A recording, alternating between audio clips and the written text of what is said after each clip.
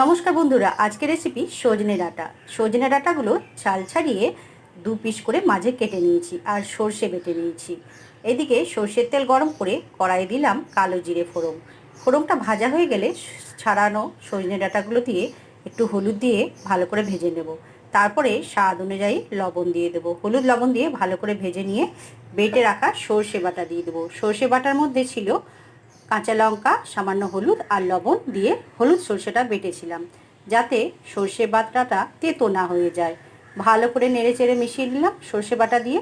এবার পরিমাণ মতো 1 বাটি জল আর একটু ঝালের জন্য কাঁচা লঙ্কা দিয়ে ঢাকা দিয়ে 5 থেকে 7 মিনিট সেদ্ধ হতে দিলাম। 5-7 মিনিট পর ঢাকাটা খুলে নিয়ে নেড়ে চেড়ে একটা প্লেটের মধ্যে নামিয়ে নেব। সর্ষে বাটা দিয়ে এই সজনে ডাঁটার চচ্চড়িটা কেমন হয়েছে অবশ্যই কমেন্ট বক্সে জানাবেন। আর গরম ভাতের সঙ্গে কিন্তু দারুণ লাগে এই সজনে ডাঁটার চচ্চড়ি। ভালো লাগলে ভিডিও শেষে একটা লাইক করবেন।